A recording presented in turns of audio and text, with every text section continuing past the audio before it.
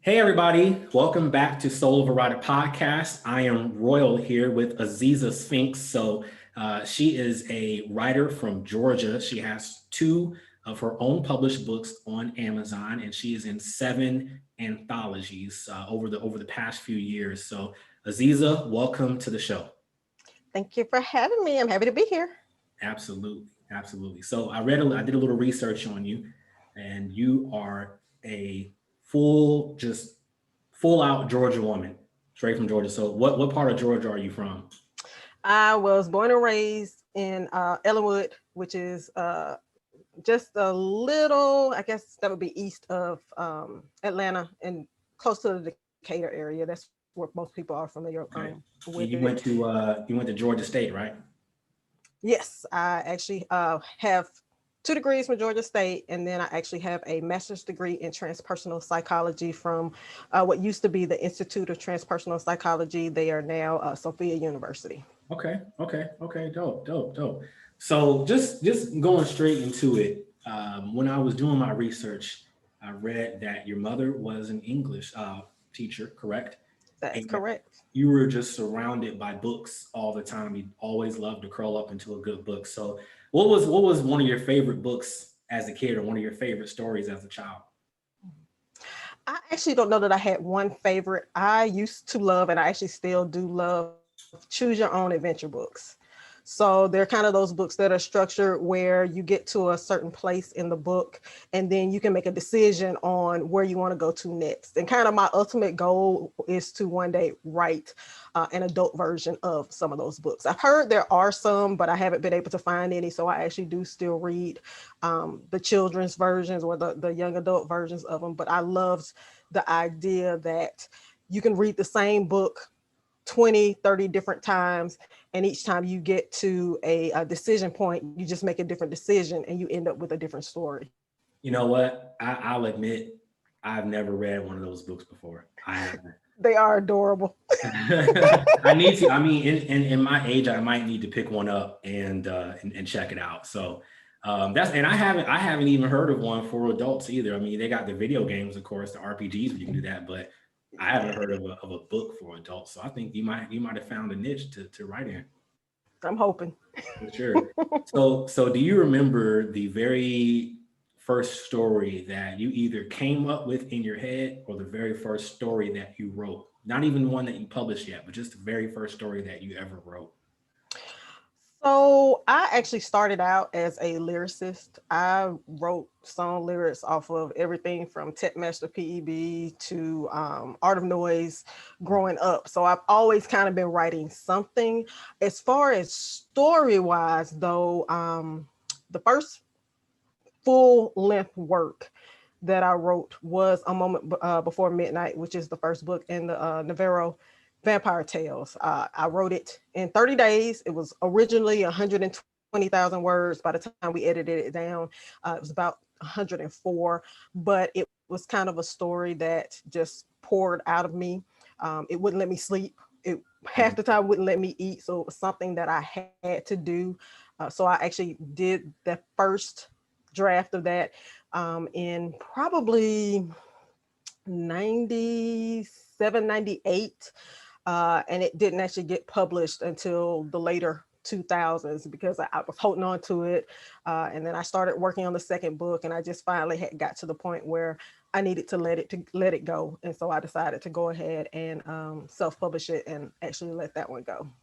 All right, so two things. You started with off writing music lyrics and then into stories. So what was that transition like? And do you still even have that musical almost improvisation in your work now, or no? I do. I still see it a lot of times. I grew up with music. My father liked high end stereo. So we grew up listening to everything from opera through, contemporary music. And so as I kind of got away from the lyrics part, I actually worked in the music industry for more years I'll ever discuss with anybody. And I actually have a degree in music industry. So I Right. kind of saw from that aspect how the business side worked. And so I started doing the lyrics just because, it was something to do. And as I could hear the music, I could actually hear some sort of song, but I can feel that same relationship with my characters. When I write, a lot of times I have soundtracks that I listen to, and a lot of that is driven by the characters, what they want to hear. I've got a couple of works that are kind of standard song wise, but I'll let Spotify or Pandora kind of play and insert some stuff. And if the characters like it, then it's something that gets added to a playlist as I'm working on whatever story I'm working on. So music is always there in some form. And even with my characters are always creative in some aspect of their existence. So those two things kind of go hand in hand, the creativity and actually the writing process. For who my characters are and how they present themselves in their stories. That's dope. I'm actually curious. What is your favorite song that tells a story? It could be any type, any genre, but what's your favorite song that tells a story? Probably Sting's They Dance Alone.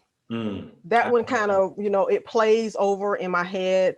That and Sade song, the one with the woman and the pearls. I can't call the actual name of it off the top of my head, but those are two that my characters like, and I can actually see the story even without, watching the video. I can see the story playing out through what is being sung, the actual lyrics to the song. Those are always the most impactful songs where you can just see the whole, like Brenda's Got a Baby or Sally, Art of Storytelling, by Outkast, of course. So those are always some of the best songs like that tell a story. You don't even need it. You envision your own music video for it without ever even seeing the music video, or they never even release one, but you just know in your head, like that's how that goes. That's how that plays out. So you said your first story, it was 120,000 words. You just wrote, like you couldn't eat, you couldn't sleep, you couldn't do anything. I mean, that's just pure inspiration, pure drive, pure grit. But tell me a little bit more about that story. I'm just curious to know more. And what was the inspiration behind it?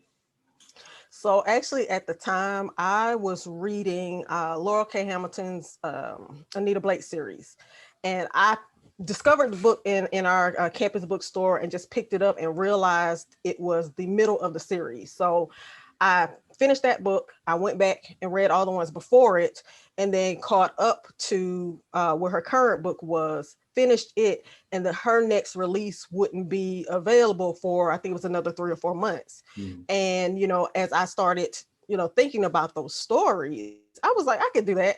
And then the people in my head started talking, and it was just kind of all downhill from there. I just had to do what they were telling me to do. And so, I was fortunate enough that it was kind of a downtime for me at work. So I would be able to sneak, 2,000 or 3,000 words in at work between working. And then when I got home, I would sit down and just type or hand write out whatever it is that was coming to me at that time. Man, handwriting. Oh my gosh. Like that is dedication. So that you said that time frame. And remind me again when that time frame was. That would have been like 97, 98. So it's been some years Yeah. since I actually wrote that story. Well, that's dope because you basically self-published your book 97, 98 time frame. Around that time, Amazon, I think, had only been around for a couple of years. Of course, they didn't, ebooks hadn't even been invented that I can think of. Yeah, it was like Create Space back then, and Smash Words, I think, were kind of where people were starting out as much as possible. And so, it was play around. I'm a techie by trade, so I like to kind of see what's available with its software related and see what I could figure out. And it was antiquated at the time, but it was something new and it was something to learn, and it gave me the ability to kind of learn not just the formatting and the layout part, but also, again, having an understanding of what it really takes to publish yourself. And that was after me having gone down the traditional publishing role with my other pen name, Energy Right. Okay. So what is, now that, technology has changed. We're about to go into the year 2021 pretty much. So what are some of the biggest differences, and what is the biggest transitions to make it easier to self-publish in from 1997 until now that you've noticed? A lot of it is access, ease of use. I think there is less of a negative connotation association with the idea of people self-publishing. I mean, there's a balance to that. There's give and take. When you have people being able to easily access the technology to do print on demand or to do ebooks, it also then allows people to kind of just put anything out there without it going through any kind of editing process. And so, there's a change or a shift in the quality in some aspects just because of the ease of being able to publish now. But by the same token, there's still a lot of work that's associated with it. And people, I think, will get into the business thinking that, oh, I can just stick my book on Amazon and it'll sell, or, I can just tell my friends and it'll be done. And yes, you can do that. But if you're actually in this business to make it a long-term career, if you're in this business to have this as your sole means of your income, then you have to understand that there's a lot more that goes into that. There's readers' expectation, there's marketing, there's promotion, there's money that needs to be invested in the quality of your work, not just the covers, but also the formatting, the editing process, the true learning the craft and improving your craft as you go along and grow as a writer. Yeah. So what is, you talked about marketing and promoting. What is your marketing strategy, or what marketing strategies have you seen that have worked? I know everything doesn't work for everybody at specific times, but what have you used that's worked for you? Definitely collaborating with other people. So that's kind of where the anthologies have come in for me. Being able to kind of pool together resources as far as markets. If you have a certain type of work, such as urban fantasy or paranormal romance, and you get with other people who already have a following, you can combine your followings and then, promote. You do stories in an anthology, their following start to learn about your works, your following start to learn about their work. So it's the collaboration aspect that's been extremely helpful. There are a couple of other like sites. Story Origin is one that I use often to give out kind of free samples or to do newsletter builders with other authors. Again, there's that idea of collaboration to reach as many new people as possible. And then there are things that you kind of want to do to create a level of control for yourself. So definitely having your own website, creating, collecting newsletters. I'm not much of a people person, so the kind of in-person stuff wasn't necessarily a big thing for me, but I've then figured out other ways to work around that, joining Facebook groups for people who like to read the same things that I read, and the things that I read are a lot of the things that I write. And so they kind of go hand in hand, and you just really have to get to know people, get people to know you, and then, build that relationship to start and encourage them to continue to follow your work. Building relationships. That's a major key. Like, I'm myself new to this community and to writing.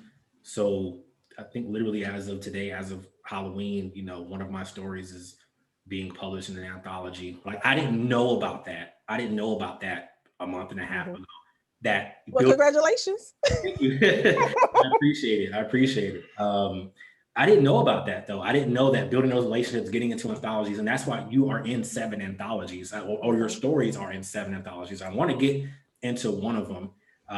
The name of it is so dope. It's called Terminus, which, if you're an Atlanta person, that was the original name of the city, Terminus, which I don't know how well that would have translated to an international known city now. That would have been, sound a little interesting, a little creepy. Sound a little creepy to me. I don't know. It's But the end of the road. yeah, it was like what? I yeah, you are 100% right about that. Building those relationships, having your own website, having your own newsletter, your own, social media, joining those groups and talk. But, you said you went the traditional publishing route too, and you said there's ups and downs to both. So what are some of the ups to traditional publishing as well? So I got suckered into that. When I started writing, I'm a writer. I will always be a writer. For me, being a writer and an author are mutually exclusive. So I will always be a writer. I might not necessarily always be an author. And for me, writers will always write. It's kind of what's in you. There's that drive. You will always write. Authors share that work with the outside world with intention. So Right. I got suckered into that initial traditional publishing. So, and that was during a time where the publisher still did a lot of the promotion lifting and the editing lifting. Because now the changing landscape, again, the ease of access for people, their publishers are still doing some of that promotion, but much more of that is falling on the authors, which is why a lot of authors are like, well, if I'm going to have to do all of this promoting stuff, I might as well then just, do everything on my own. And a lot of them are opting to do the self-publishing. But I mean, you get the advantage of the editing not necessarily initially coming out your pocket. And editing is expensive. Yeah. Good editors. And when people understand that there's more than one type of editor, there's more than one round of editing, and that doesn't include the proofreading that has to go into a project, those costs start to add up. And then you have the cost of the covers. So, when you go the traditional route, if you're fortunate enough to be able to get one of those deals, you don't necessarily have to deal with those aspects first.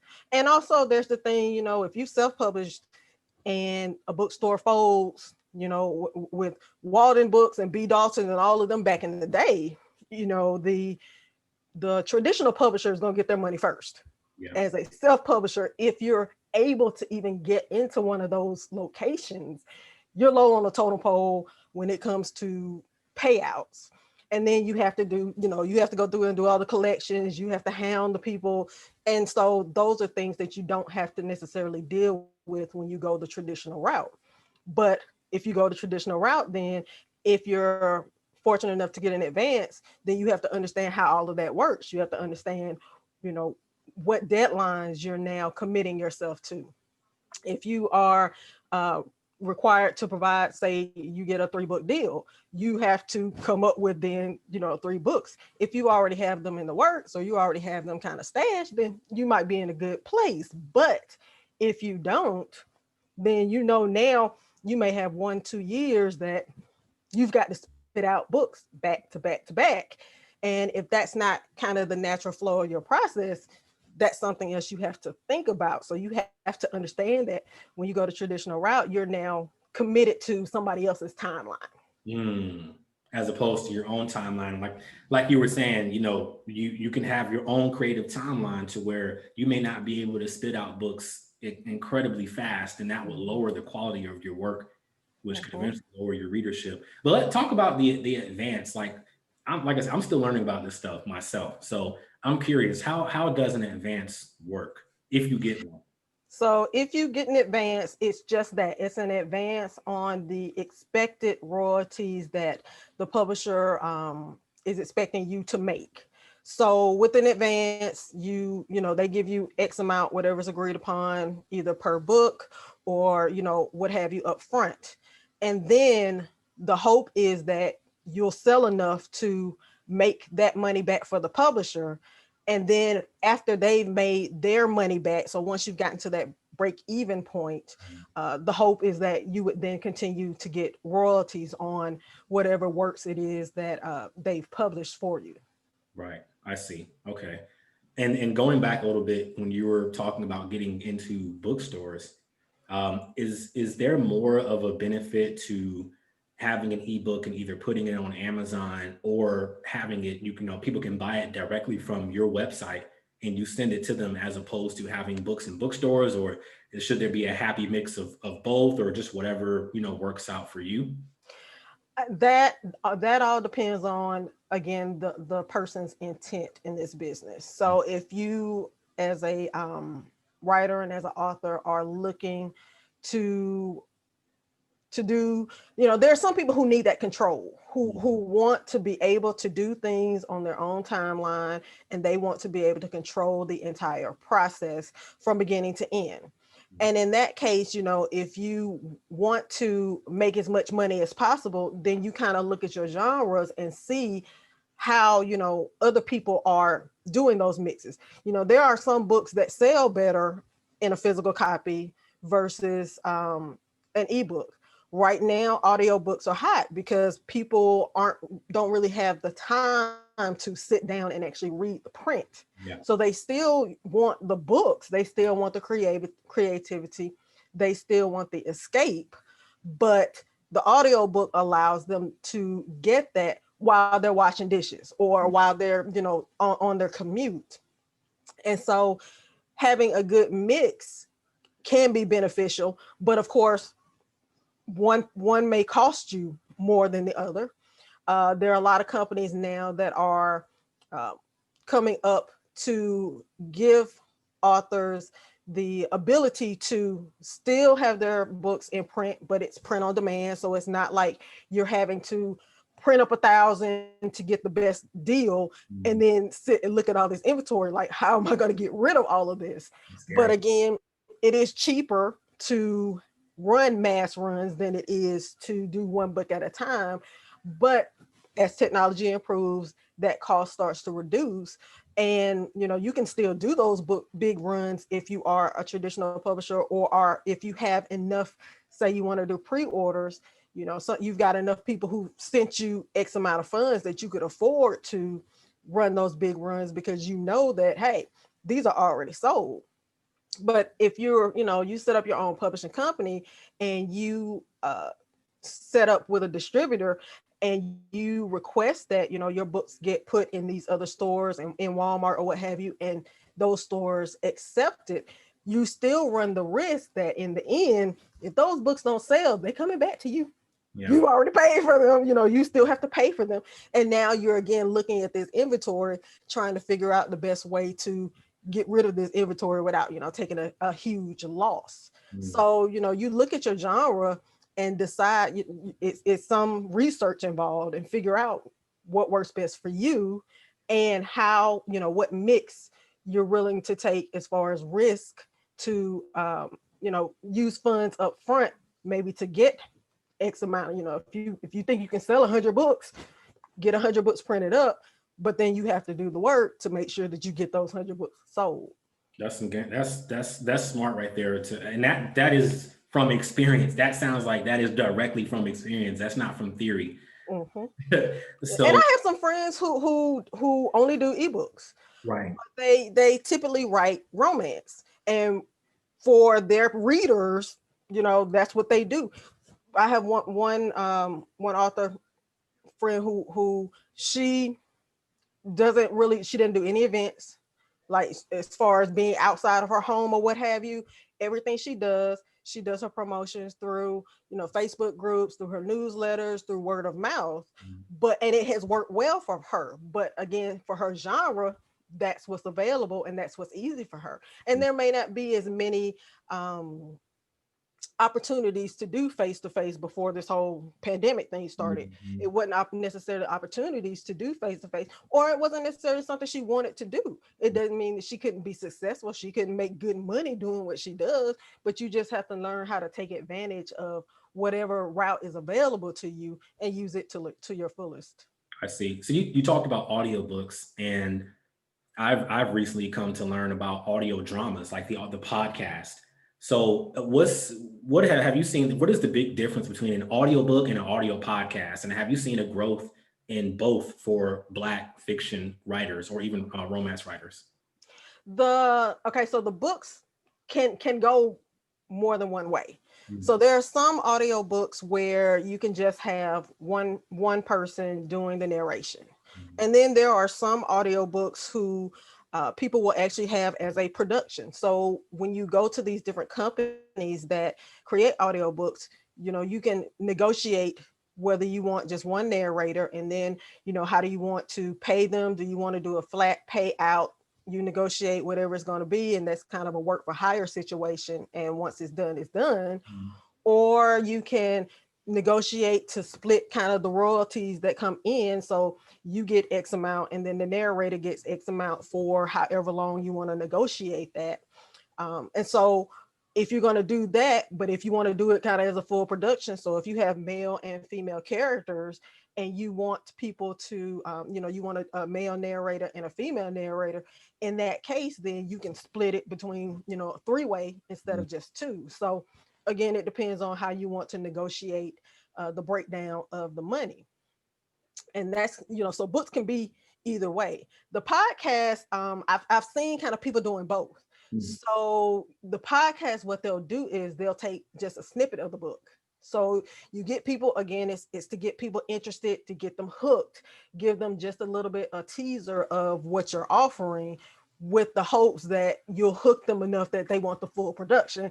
And so they'll go and actually download or purchase the entire book, either in the written form or in the audio form. And so I think people are exploring those now. With the pandemic, people are now having to think outside of their traditional box. So again, the technology has improved enough where it's not extremely expensive. I mean, of course, the more quality you want of a microphone or of a booth, then you're going to have to spend the funds. But there are 20 or 30 or $40 microphones with the setup. If you have a closet or a bathroom or a place that's closed off enough, you might be able to pull it off yourself and Yeah. actually do that. And still be economical without taking a whole lot of money out your pocket. But on the long term, you get the exposure, with the hopes that, again, you'll have streams of funds coming in from every direction. Man, that's something. So I shout out number one. There's an Instagram out there and a Twitter. So Black Audio Dramas exist. I think that's their ad name. Either Black Audio Dramas do exist or Black Audio Dramas exist. So all y'all out there, you can check out that Instagram, and they point out all of the Black fictional podcasts. And I found some dope stuff. And then number two is I can't using that going through that Instagram. I found one called Bronzeville. Have you heard of Bronzeville? No, I haven't. Look, I was like, oh my gosh. Like, so Bronzeville has, check this out, it has Lorenz Tate Mm-hmm. as the main character. It has Lawrence Fishburne as another character. And I think that oh my gosh, I forgot her name. Y'all gonna be mad at me. I forgot her name. Uh woman from Blackish. What's her name's daughter? Oh my gosh, this is so embarrassing. I forgot her name. Tracee Ellis Ross. Yeah. I think she was in it too. Forgive me.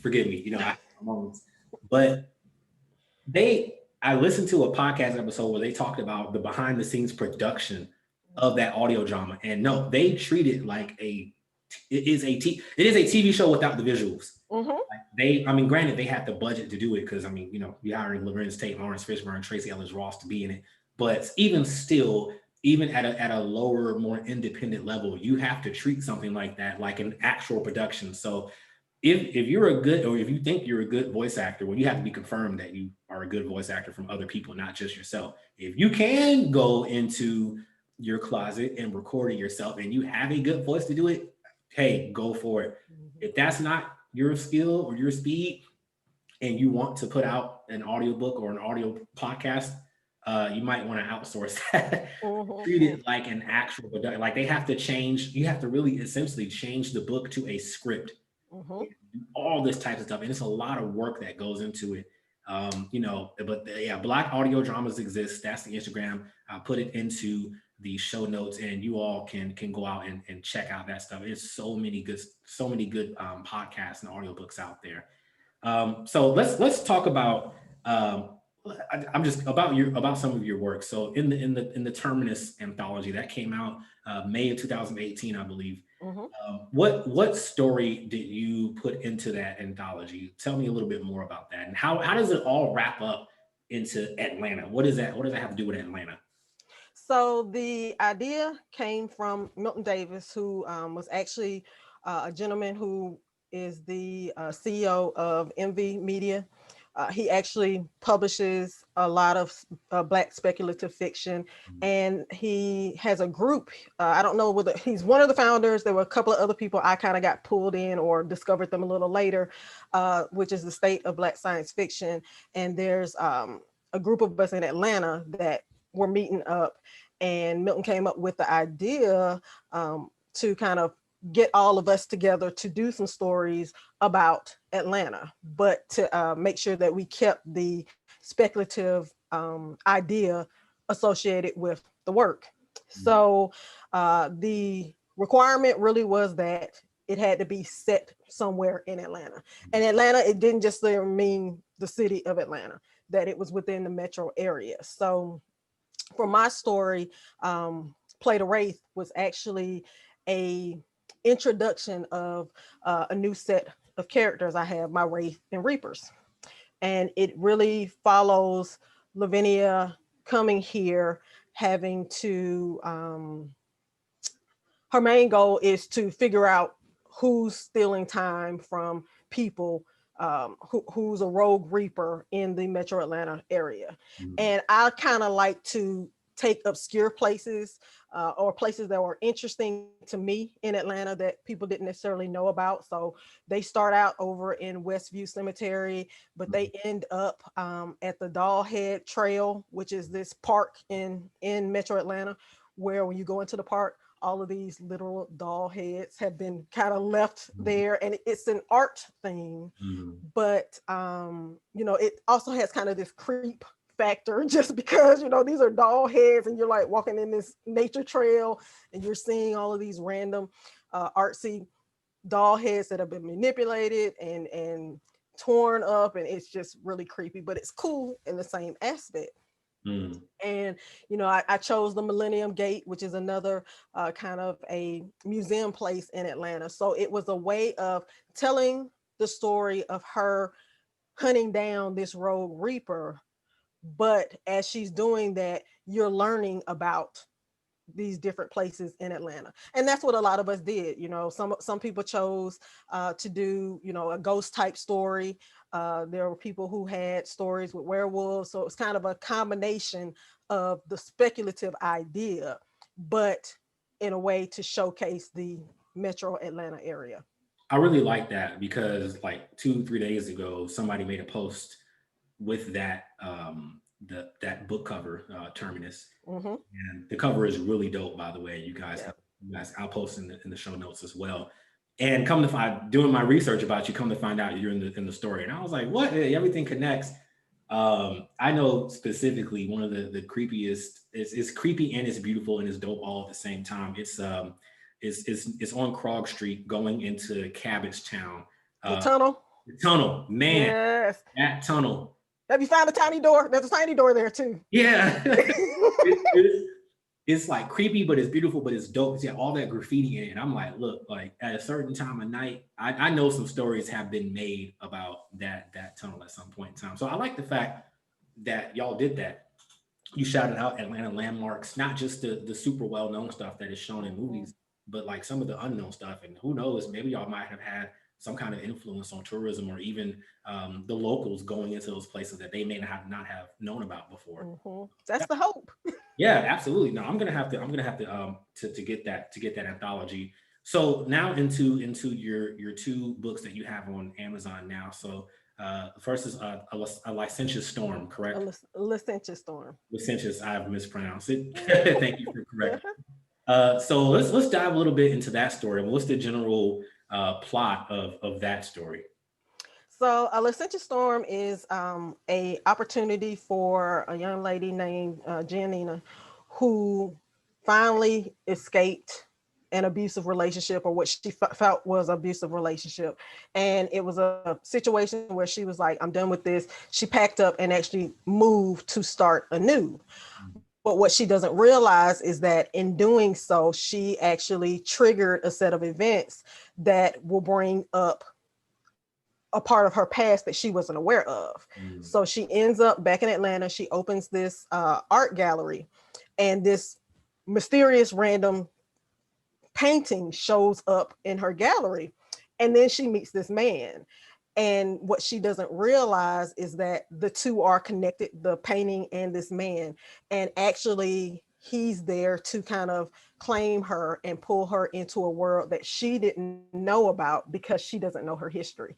So Mm, she was adopted, she doesn't know her family history, and she doesn't realize and doesn't know that her great grandmother was actually a part of this kind of parallel world of vampires.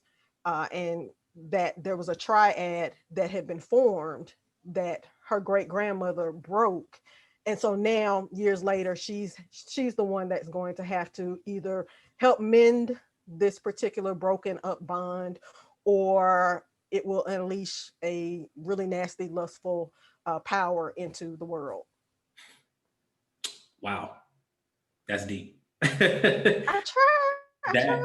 that is deep. So that character and your characters, what goes into creating your characters, and what goes into creating the circumstances that they find themselves in? So first and foremost, I am an empath, so I kind of do as I'm told. Most authors, most writers will tell you we have voices in our heads, and we just kind of, sometimes allow them to tell their stories. And I very much am one of those people. Mm, Uh, I have cycles where I know I write, and so I can actually tell the difference, and other people are able to tell the difference from what I've written as me versus what my characters have written. mm, I think in a lot of aspects, people on some level write what they know. So I do see myself in a lot of my characters one way or another. And mm, sometimes it's a way to kind of work through whatever somebody may be going through in their actual life. You don't not necessarily consciously know that that's what it is, but when you go back and look at those stories, and then you look at kind of what might have been going on at your life in your life at that time, it's something that you're like, oh, now it makes sense, or now I can actually see it from a different view. And not knowing at the time that's how I was working through whatever that challenge was at that time. So it's kind of a combination of letting the characters tell whatever story it is that they want to tell, but on the back end, you see a little bit of yourself and you see a little bit of what you're going through show up in those type of stories. mm. So when you write, do you more free flow, or do you outline, or is it a combination of Oh no, I'm a pantser all day long. My characters are trying to guide me into being a plantser. mm, So typically when I write, my characters have already given me the ending of a story and the beginning of the story, and I just kind of have to get them to those places. But I've never been in a position where I felt like I had to leave the ending as what it is. So mm, while they may give me an ending, it doesn't necessarily mean that that will be the ending. That information will probably be included close to the ending if it's not the true ending. But some people get stuck with the, well, I know that this is where it starts and I know this is where it has the end, and so I have to force everything in the middle to go and reach that mm. point. But I'm fortunate that my characters don't force me into that same corner, so there's some flexibility in that. um, but typically I just sit down and just kind of let the characters tell whatever story they want to tell however they want to tell it. And then when you go back through into the editing phases, there are things that may need to be cleaned up, plot holes that may be explored a little further and made more consistent. But the initial goal is kind of to get the story written from A to Z, just kind of get the first draft out. Yeah, that's key to get that first draft out. You know, I'm going through that myself, and I'm sure every writer has gone through that. But there are some who have not put out a story yet, and you have it, and you're writing it, or you have not actually even started yet. You're staring at a blank Word document. Get the first draft out. Just write it. Just write it. Just write. You know, Mhm. Stephen King, probably when he wrote his first ever book, he stared at that time a typewriter most likely, or even Mhm. was handwriting it, and it was a blank. Just write it. Just get your first draft out, and then it will go from there. And so So also you talk about your characters as almost a separate entity Mhm. from yourself, as opposed to you saying I'm writing this story with characters in it. So Mhm. that's really I've never heard anybody say that before. Oh, it's a lot of us that are like that. Really? Yeah, yes, I am, but the scribe, and it's freeing in some aspects because in a sense you can kind of dismiss it, like all this creepy stuff that comes into your head. These serial comes in, you're like, yeah, but that's not me. I'm just, I'm letting them do Yeah. whatever it is that they need to do. But you almost have to question whether or not you're capable of that. I think Stephen King said that in one of his interviews. Like, if he wasn't writing, he would be he could possibly be a serial killer because of these thoughts. But that's part of his process, just like it's kind of part of my process. Nano starts tomorrow, which is National Novel Writing Month, and typically this is the time of the year when my characters actually talk to me. And it it can be to the point where they will repeat the same line over and over and over until I finally stop whatever it is that I think I'm doing and write whatever it is they need me to write. But we kind of have come to this agreement that I still have to function in the real world. And if you want me to be able to write and to be able to commit this time to do these things for you, I need to still be able to function in the real world. And so, again, it took me a lot of years to realize and to accept that I know this is a cycle. That beginning part of the year, don't ask me to write anything from January to June. So if it comes, it comes, and I let it be. But typically, the majority of the creative process and the creative things that I do happen from July to December. It's my favorite time of year. I guess it's my character's favorite time of year too. And it just so happens that it's also when Nano happens, which is when I typically try to get a first draft of anything that's kind of in my head done, so that I can at least have a starting place. And then again, as characters give me stuff here and there, I can expand on it. Like a Licentious Storm, I did that in Nano. Had to be 2013, 2014. So it took me Wow. 7 years to write that book. But again, as somebody who's able to self-publish, Yeah. I wasn't up against that timeline, and I was okay with that. Some people won't be okay with that. Some people want to be able to put out 2 or 3 books a year, and more power to you. I just know that that's not where I am. That's not what I want to do. And because I have taken the route of being able to self-publish, and that again, for me, this isn't my sole means of income. I happen to like my regular job. That I'm okay with it taking me 2, 3, sometimes 7 years to write a book. It doesn't mean that I won't release stuff in between. It doesn't mean that I'm not building those relationships in between, that I'm not encouraging people to check out some of my older stuff or to check out some of my fairy tale retellings or my short stories while they're waiting on a full length novel. But, so that keeps them engaged, keeps your name kind of in their head. But it doesn't necessarily mean that I have to put out now a full length work every year or every 6 months. Yeah. Now, that, like I said earlier, that could, I mean, if you can do that, more power to you. But Mm-hmm, if you can't and you are either forcing yourself to that timeline or someone else is, then that could possibly lower the quality of your work. mm-hmm, But I need to get on that. I need to get on like, I need to go under the impression that my characters are telling the story and I just so happen to be the one writing it down, as mm-hmm, opposed to I'm writing this story where this character does this, then he does that, then he does mm-hmm, this, you know. mm-hmm. So to wrap up, what I mean, you've given a lot of advice, number one, and a lot of value in this podcast. But what's the final piece of advice that you have for new and upcoming writers?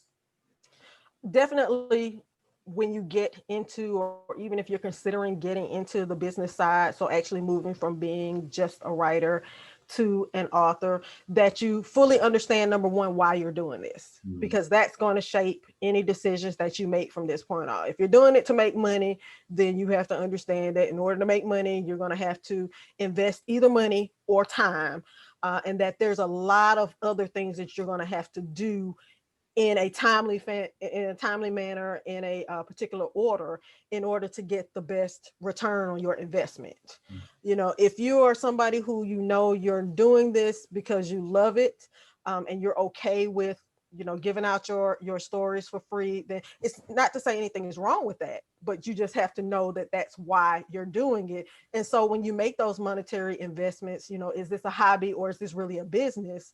And if this is a business, are you looking to scale up your business and do as much business as possible? Or are you okay with being a big fish in a small pond? So definitely kind of knowing why you're getting into this business and understanding that decision will determine kind of how much effort, how much money, how much investment that you have to put into what it is that you're trying to do. But don't forget the writing part, Right. that you'll grow as a writer, you'll grow as an author, and that the more you expose yourself to different types of writing, the better you'll get at whatever type of writing you're doing. So don't be afraid to read other people's writing. Don't be afraid to work with a writers group. Don't be afraid to get constructive feedback, and then understand how to use that feedback in order to improve your writing. Thank you. Thank you so much for that advice. I'm even learning from that. Everything that you talked about, I'm like, I need to take some notes or go back after this recording and take notes. So, Aziza, thank you so much for coming onto the podcast. I mean, I really appreciate it.